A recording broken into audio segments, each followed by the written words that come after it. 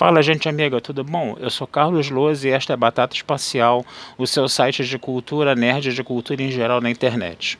E hoje nós vamos continuar a conversar sobre filmes, né, que estão passando no cinema, que estão passando aí no circuito dos cinemas do Rio de Janeiro, tá? E hoje a gente vai falar de uma produção da Globo News chamada Brasileiríssima, que fala da história das novelas no Brasil, né, das telenovelas principalmente, tá? E é um filme que você vai ter bastante depoimento ali de estrelas globais, né, como um Lima Duarte da vida, uma Regina Duarte, né? Você vai ver um Agnaldo Silva fazendo depoimentos também, um Pedro Bial, né?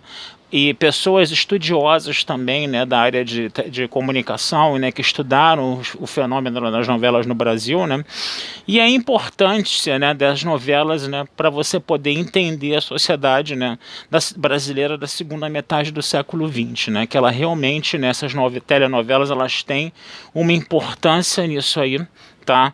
De você ter realmente as novelas, vamos dizer assim, fazendo uma análise, né, dessa sociedade brasileira, né?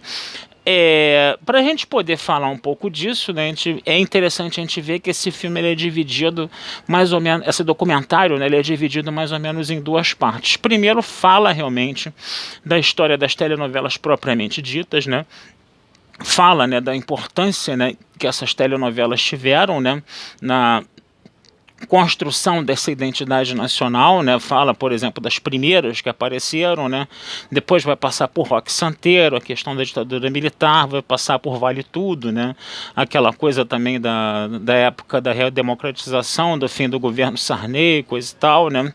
Vai se falar também de novelas como a Tieta, né? Que é o Jorge Amado, Barriga de Aluguel, né? Que, vamos dizer assim, vai trazer um tema polêmico, a Baila, né? No caso, né?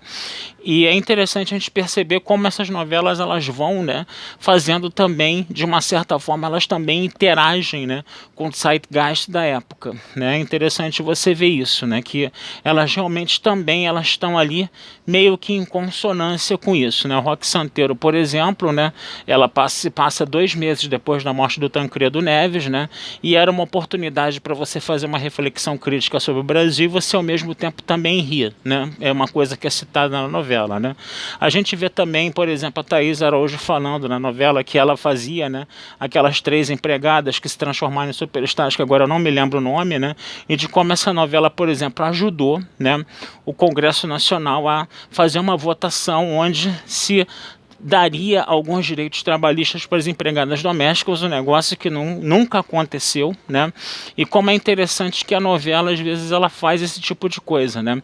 E aí a gente vai ter uma ligação mais com a segunda parte do documentário, que a segunda parte do documentário fala mais de casos, né?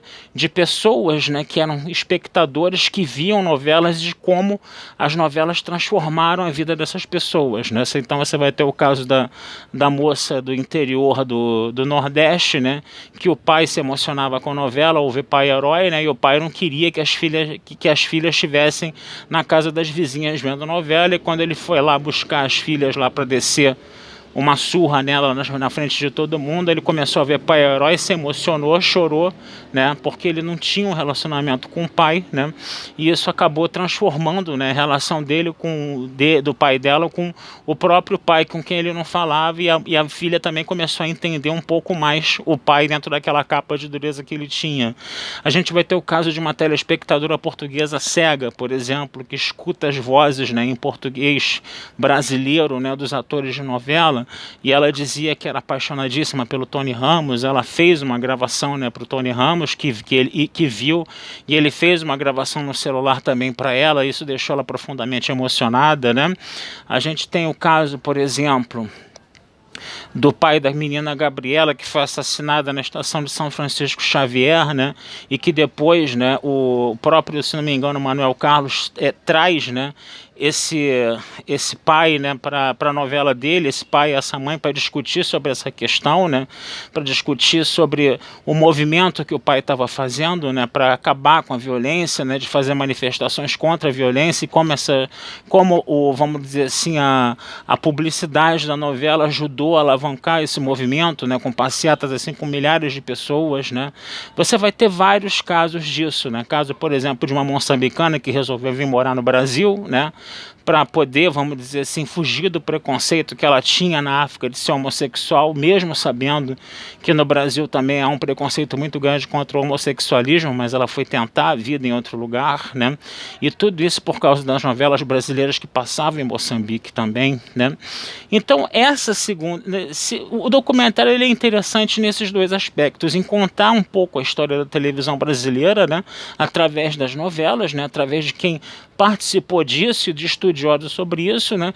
E falar também dessas pessoas, né, que são espectadores, né, que tiveram as suas vidas transformadas com a novela e como a novela também exerceu funções sociais, né, ao mobilizar a sociedade para questões muito importantes, né, como, por exemplo, você dar um direito trabalhista, você trabalhar o preconceito contra, vamos dizer assim, você trabalhar a questão do preconceito contra homossexuais para aplainar isso, você vê a questão também do crescimento demográfico do Brasil diminuir, né, porque as famílias que apareciam nas novelas tinham poucos filhos, né, então é interessante você ver, né, essa questão, né, como as novelas elas tiveram, vamos dizer assim, essa íntima relação com a sociedade brasileira a ponto de você conseguir fazer algumas transformações de ordem importante. Então é um documentário muito legal, tá?